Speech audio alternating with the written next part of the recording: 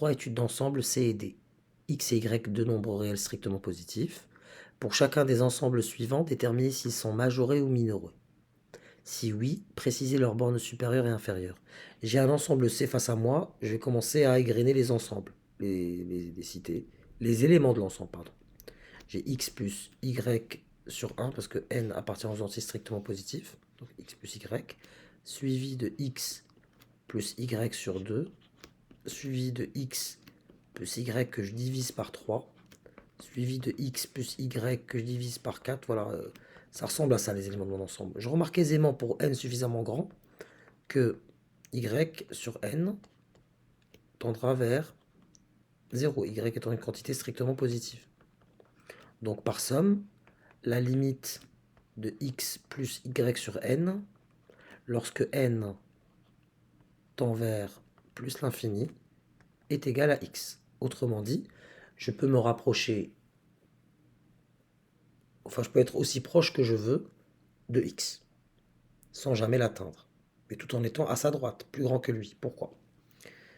Déjà, avant d'expliquer le pourquoi, je vais montrer que cet élément-là, c'est visible à l'œil nu, c'est mon maximum, puisque Y est strictement plus grand que 0, donc pour tout N appartenant aux entiers privés de 0, j'ai Y strictement plus grand que Y que je divise par N. Donc, pour tout N appartenant à N privé de 0, X plus Y est strictement plus grand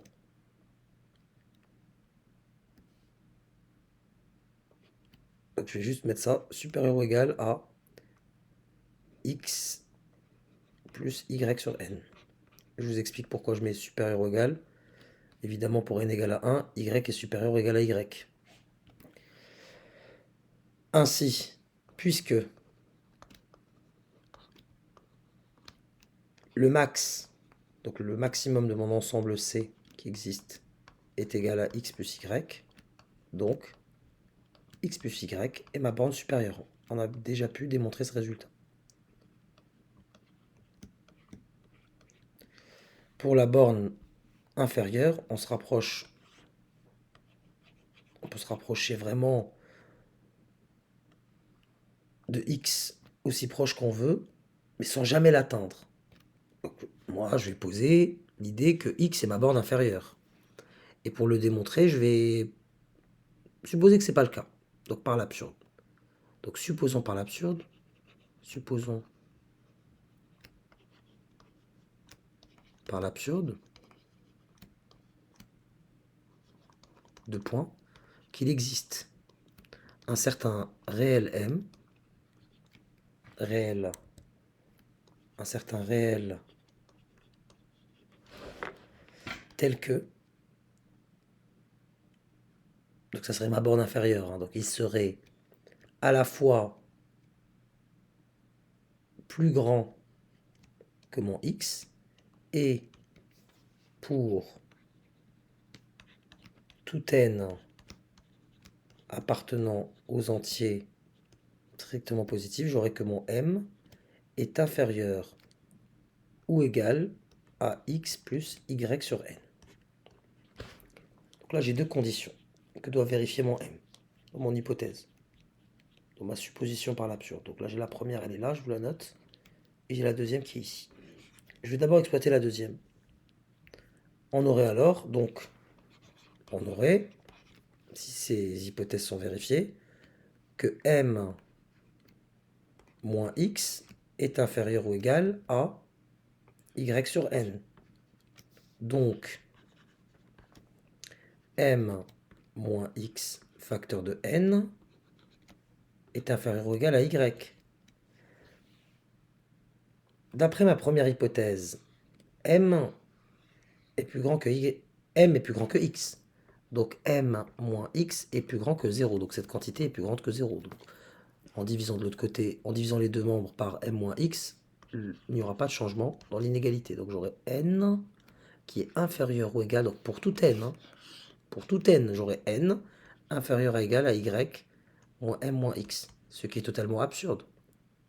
J'aurai une quantité fixée tel que tous les antinaturels sont inférieurs à cette quantité. Ça n'a aucun sens. N n'est pas borné. Absurde.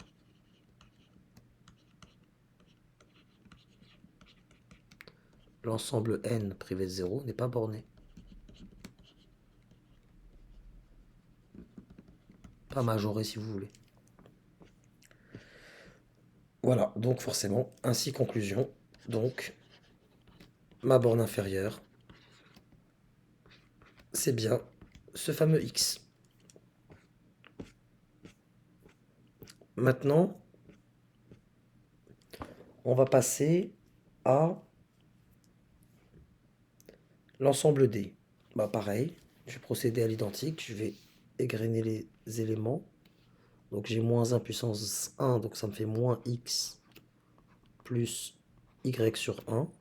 Donc moins x plus y. Puis j'aurai x plus y sur 2.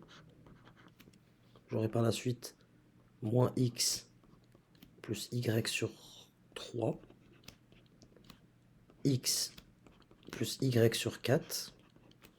Moins x plus y sur 5. X plus y sur 6, et ainsi de suite. Clairement,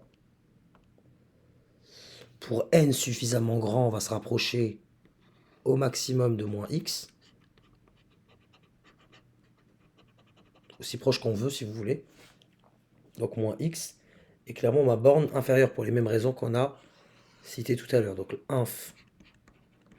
Vous pouvez faire la même démonstration que tout à l'heure, supposer que ce n'est pas le cas, qu'il en a un autre, il y a un minorant de cet ensemble qui est strictement plus grand que moins x, et vous aboutirez à une contradiction comme tout à l'heure. Donc là, la borne inférieure de D, c'est tout simplement moins x.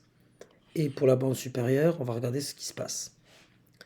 On remarquera aisément que, prenez le cas des pairs et des impairs, tiens, on va se faire ça. Impair, avec les puissances, hein. Impair et pair. N pair et N impair. Pour N impair, le plus grand élément, c'est celui-là. Explication, y est plus grand que y plus 3, donc y moins x est plus grand que y sur 3 moins x, tout simplement. Puisque cette quantité-là est plus grande que celle-ci, le fait de leur retrancher x à toutes les deux, bah, l'ordre va être conservé. J'aurai toujours y moins x plus grand que y moins 3 moins x. Donc si n est pair, n est impair, si n est impair,